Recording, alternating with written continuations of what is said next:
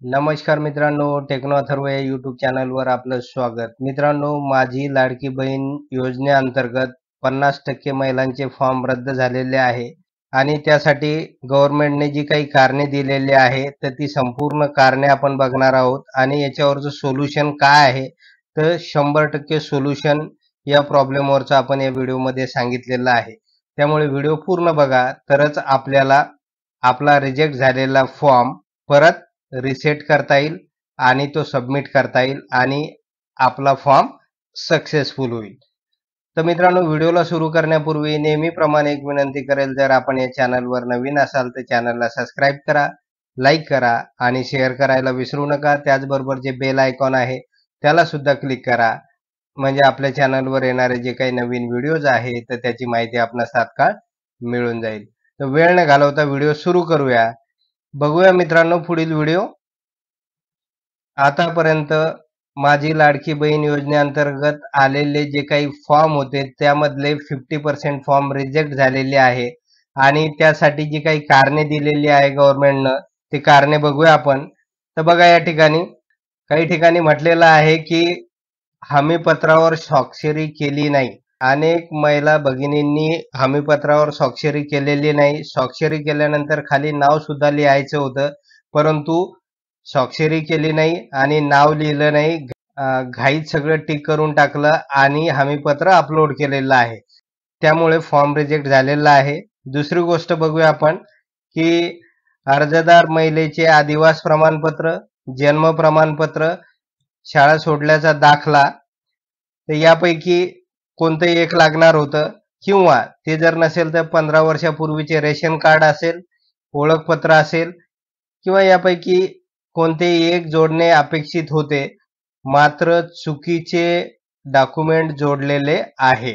तर यामुळे सुद्धा फॉर्म रिजेक्ट झालेला आहे. तर या सगळ्यापैकी आदिवास प्रमाणपत्र असेल, जन्म प्रमाणपत्र असेल किंवा शाळा सोडल्याचा दाखला, ज्याला आपण टीसी म्हणतो, तर हे जर असेल तर यापैकी एकच जोडायचं होतं. परंतु हे जर नसेल तर 15 वर्षापूर्वीचं रेशन कार्ड असेल, ओळखपत्र असेल किंवा वोटिंग कार्ड असेल, तर यापैकी एक जोडायचं होतं. परंतु चुकीचे डॉक्युमेंट जोडल्यामुळे फॉर्म रिजेक्ट झालेला आहे. त्यानंतर तिसरं कारण दिलेलं आहे बघा, की डोमेसियल अँड इन्कम सर्टिफिकेट जोडले नाही. बऱ्याच भगिनींनी डोमेसियल सर्टिफिकेट किंवा इन्कम सर्टिफिकेट, म्हणजे इन्कम सर्टिफिकेटसाठी रॅशन कार्ड, म्हणजे पिवळं रॅशन कार्ड किंवा केसरी रॅशन कार्ड यापैकी एक जोडायचं होतं. तर बऱ्याच जणांनी ते जोडलेलं नाही किंवा इन्कम सर्टिफिकेट जोडलेलं नाही आणि या ठिकाणी डोमेसियल जोडलेलं नाही आणि डोमेसियलला जे काही ऑर होतं ते पण जोडलेलं नसल्यामुळे फॉर्म रिजेक्ट झालेला आहे, असं कारण सांगितलेलं आहे. त्यानंतर पुढचं कारण बघूया आपण, की रॅशन कार्ड बरोबर दिसत नाही. अनेकांनी जे काही फोटो करून स्कॅन केलेलं होतं रॅशन कार्ड आणि त्याचं पीडीएफ बनवलेलं होतं, तर ते पीडीएफ क्लिअर दिसत नसल्यामुळे सदर कमिटीनं ते पण रिजेक्ट केलेलं आहे. त्यानंतर पुढचं कारण काय सांगितलेलं आहे बघा, या ठिकाणी बँक पासबुक अपलोड केलेलं नाही.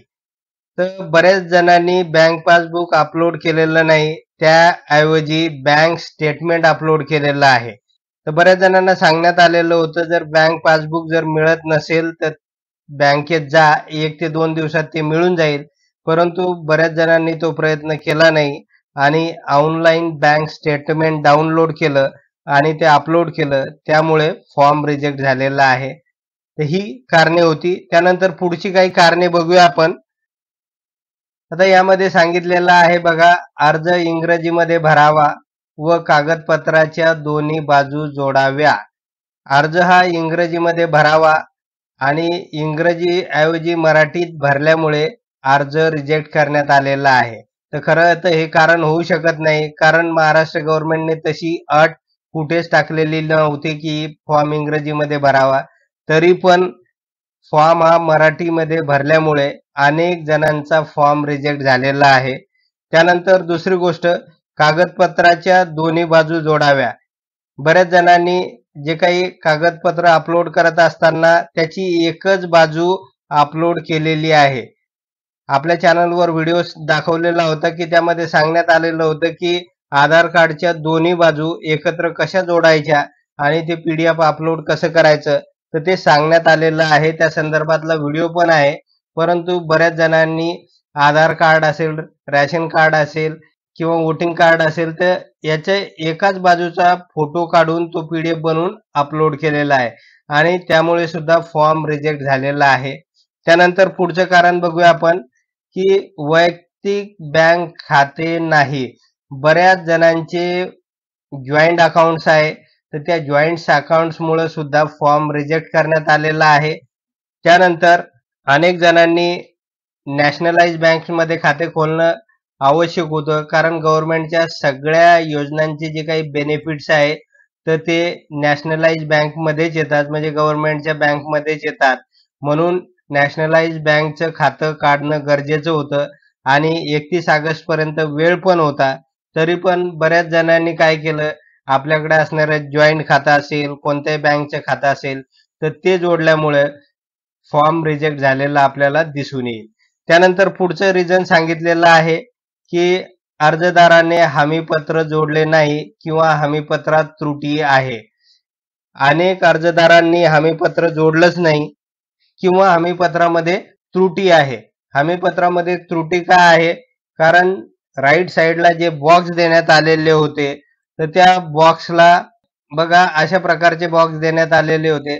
तर त्या बॉक्सला टिक करणं अपेक्षित होतं आणि टिक करत असताना ते पूर्ण स्टेटमेंट वाचून घेणे आणि ते जर आपल्याला लागू होत आहे का तरच टिक करा, नसेल लागू होत तर त्याला टिक करू नका, असं सांगण्यात आलेलं होतं.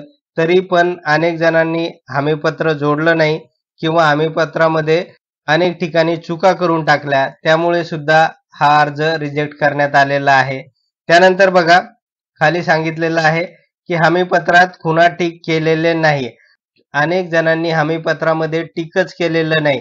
म्हणजे राईटची खूण करायची होती. जिथे-जिथे आपल्याला ते स्टेटमेंट लागू होत होतं तिथे आणि जिथे लागू होत नसेल तिथे सोडून द्यायचं होतं. परंतु अनेक जणांनी त्या बॉक्समध्ये टिकच केलेलं नाही किंवा राईटचं ऑप्शन क्लिक केलेलं नाही. त्यामुळे सुद्धा फॉर्म रिजेक्ट झालेला आहे.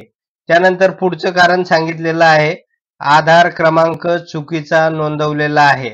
काही जणांनी फॉर्म भरत असताना 12 अंकी आधार नंबर टाकणं गरजेचं होतं. परंतु होऊ शकतंय घाईमध्ये चुकीचा आधार क्रमांक टाकल्यामुळे आपला फॉर्म रिजेक्ट झालेला आहे. त्यानंतर पुढे बघूया आपण, काही जणांचे बँक खाते आधार संलग्न नाहीत. यामध्ये कोणत्याही गव्हर्नमेंट योजनेचा जर फायदा घ्यायचा असेल तर आपलं बँक खाते आधारशी संलग्नित असावं. परंतु अनेक जणांचं बँक खाते आधारशी संलग्नित नसल्यामुळे ते रिजेक्ट झालेलं आहे. त्यामुळे हा एक मोठा इश्यू आहे. त्यानंतर पुढे बघूया आपण की बँक खात्याचा तपशील योग्य नाही. बँक खात्याची जी काही इन्फॉर्मेशन तुम्ही भरलेली आहे बऱ्याच जणांनी, तर त्यामध्ये सुद्धा अनेक चुका आहे. तर कशा संदर्भात? अकाउंट नेम, बऱ्याच जणांनी चुकीचं अकाउंट नेम टाकलेलं आहे. होऊ शकते की जॉईंट अकाउंट असेल तर महिलेऐवजी पतीचं नाव अगोदर असेल, त्यामुळे पण रिजेक्ट होऊ शकतं किंवा नाव चुकलं असेल. त्यानंतर दुसरं अकाउंट नंबर, या ठिकाणी अकाउंट नंबर टाकताना जर चुकी झाली असेल त्यामुळे सुद्धा रिजेक्ट झालेला आहे फॉर्म, किंवा IFSC कोड चुकीचा टाकलेला असेल तर त्यामुळे सुद्धा फॉर्म रिजेक्ट झालेला आहे.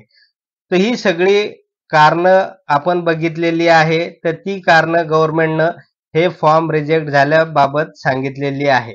आता मित्रांनो याच्यावरचं सोल्युशन काय आहे, तर ते सोल्युशन बघूया आपण आणि ते सोल्युशन बघितल्यानंतर निश्चितच आपला सगळा प्रॉब्लेम सुटून जाईल आणि नव्यानं आपल्याला या सगळ्या गोष्टी सहजपणे भरता येईल आणि आपल्याला या योजनेचा लाभ मिळेल. तर बघूया त्याचं सोल्युशन. तर बघा या ठिकाणी हे सोल्युशन सांगण्यात आलेलं आहे. काय आहे सोल्युशन? नंबर 1, तुमचा लॉगिन मध्ये फॉर्म एडिट करण्याचे ऑप्शन असेल तर लगेच फॉर्म एडिट करा.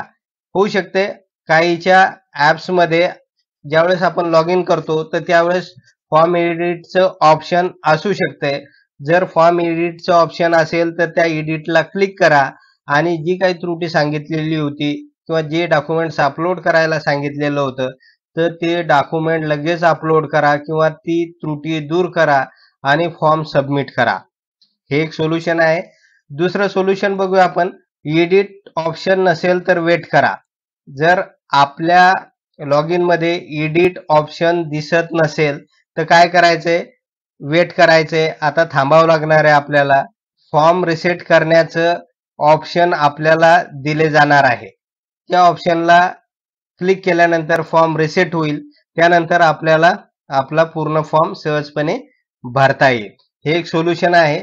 आणि त्यानंतर तिसरं सोल्युशन आहे, की ज्यांनी अंगणवाडी सेविका, आशा वर्कर्स किंवा सेतू याद्वारे फॉर्म भरला असेल, तर त्यांना लगेच जाऊन विचारा, की माझा फॉर्म चेक काय झालेला आहे, स्टेटस काय आहे. तर होऊ शकते बऱ्याच जणांनी अंगणवाडी सेविकेकडून फॉर्म भरलेला आहे, काहींनी आशा वर्कर्सकडून, काहींनी सेतू केंद्रामधून फॉर्म भरलेला आहे. तर अशा वेळेस आपण जर जाऊन त्यांना भेटलं नाही आणि आपल्या फॉर्म बद्दलचं स्टेटस जर विचारलं नाही, तर होऊ शकते तो फॉर्म तसाच पेंडिंग राहील आणि आपण या योजनेपासून बाद होणार आहे. म्हणून लगेच आपण जाऊन या लोकांना विचारा, की माझ्या फॉर्मचं स्टेटस काय आहे. म्हणजे ते काय करतील, ते एकदा चेक करतील आणि जिथे जर खरोखर त्रुटी असेल, तर परत फॉर्म रिसेट करतील, पूर्ण माहिती भरतील आणि सबमिट करतील. आणि जर फॉर्म सक्सेस झालेला असेल, तर ते सुद्धा आपल्याला सांगतील. तर अशा प्रकारचे महत्त्वाचे सोल्युशन होते या वरील प्रॉब्लेमवर. आणि मला असं वाटतंय, की हे सोल्युशन बघितल्यानंतर आपला प्रॉब्लेम सुटलेला असेल. तर मित्रांनो एवढंच होतं या व्हिडिओमध्ये. जर आपणास हा व्हिडिओ आवडला असेल तर चॅनलला सबस्क्राईब करा, लाईक करा आणि शेअर करायला विसरू नका. धन्यवाद.